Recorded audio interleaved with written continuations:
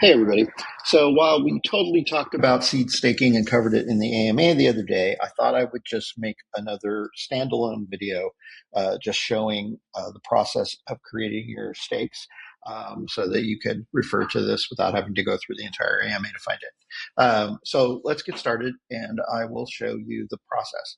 First thing to note is that this little safe icon is the seed staking icon. So once we go live after I'm done here, you'll see that up on the nav area of your dashboard page, and you'll be able to drill into this page right here.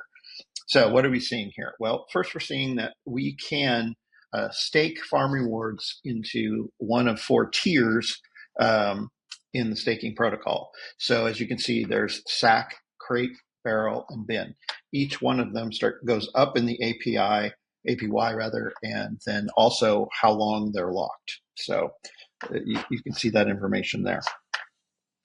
The assigned farms to staking tiers area is where you actually do the work of saying which farms you want to stake and to what tier you want to stake them. So you can strategize however you might want to and put it together. So let's say I want to go ahead and I've got just retirement farms and enterprise farms here. Okay, so let's say I want to put some enterprise farms into the shortest lock that I can. Since they're a larger return, I can get something for it, but I'm not tying it up for anything super long. So I'm going to say, all right, I have these. I'm going to go ahead and put all of them into two. So there we go. So I got these three, and I'm going to go and assign them to the SAC, which is the 90-day 40 APY, and just select assigned. Okay, so now they're in that, and you'll see that unsigned farms now has gone from 5 to 8. Okay, so now I want to do the reverse for my retirement farms. I want to put those in a longer stake so that they can earn the most possible over time. So I'm going to go ahead and say I'm going to put all of my retirement farms into a bin for a full year at 100% APY. So I'm going to go do that. Okay, so now I've done that. So I only have two unassigned farms remaining to these two enterprise farms. And so unassigned farms simply means that the rewards from these two farms don't go into a staking tier. They go straight to your seeds account up here, just like it has always been. So you're just earning seeds to go into your seeds wallet. Okay, so that's pretty straightforward, I think. Now that I've created some tier assignments, this area shows up where I can review what I've done. So as you can see here, I've got a sack with 3 farms that I assigned and a bin with 3 farms that I assigned. So I can click either one of those and I can just verify what's going on. I don't have any information about them being active and how much I've earned or staked rather, because I haven't set this to go live yet as an individual player.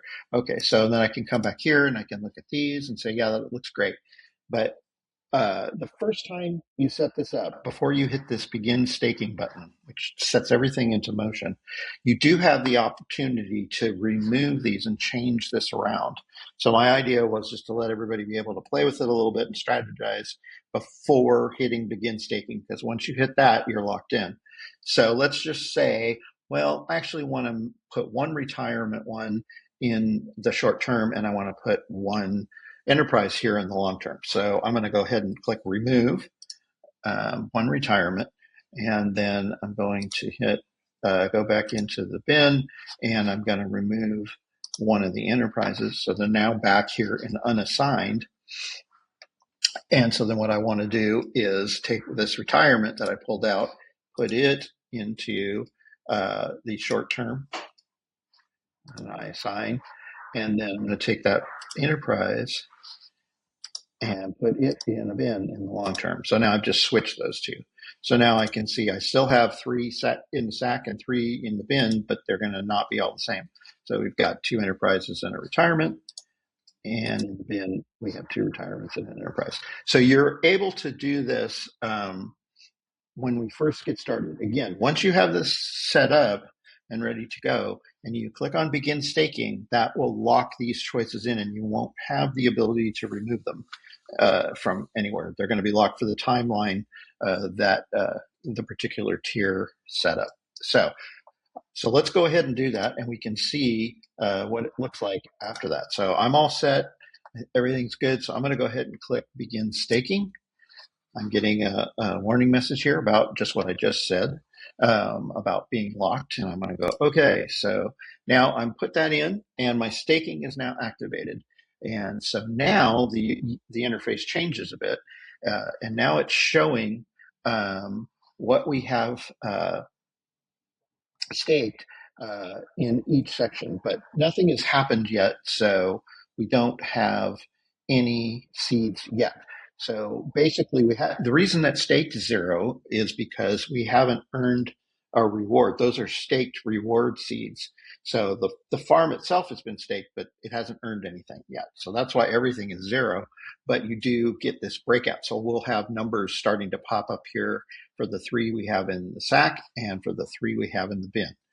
As you start earning, this all adds together, and here will give you the total amount of seeds that you have earned that are available to claim. And so you can claim as often as you like the reward seeds out as you earn them. The only limitation is that it has to be at least 10 seeds to claim. So if you're more of a power player, you might be getting that pretty frequently, and you can either leave them in here.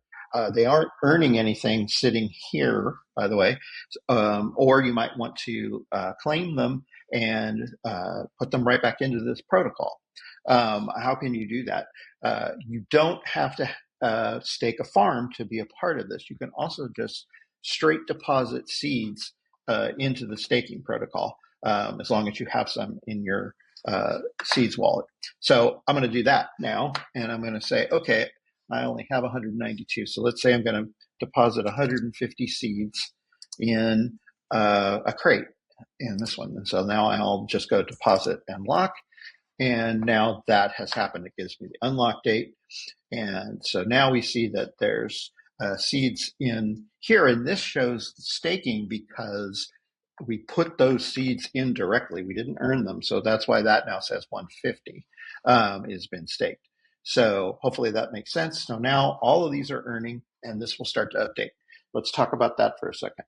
The way that the system updates is similar to a farmhand in that it looks at it and pays out whatever the APY is for the given day, 24-hour period. So, and it's defined by midnight UTC. So, but it's triggered by you coming onto the page and loading this page.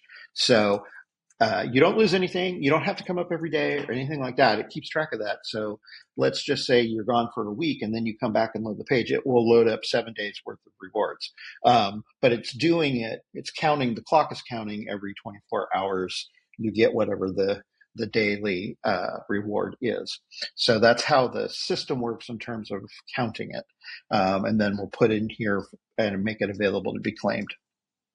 So again, down here, we just have this part of it where we've worked on before, the current tier assignments, which now are the same as they were before. We don't have any information quite yet because we haven't put any stakes in. And then we have one other area that then tracks the deposited stakes, which is the 150 we just put in. And so there you have it, and it's showing that. So hopefully that helps make sense of what the system is, and it's pretty straightforward to do once you kind of get it. And you just want to think about your strategies and how much of your seed bank you want to, or farms you want to stake into the system to be gaining some additional seeds during the period that we're working back into getting back to only paying out on the week that we are in.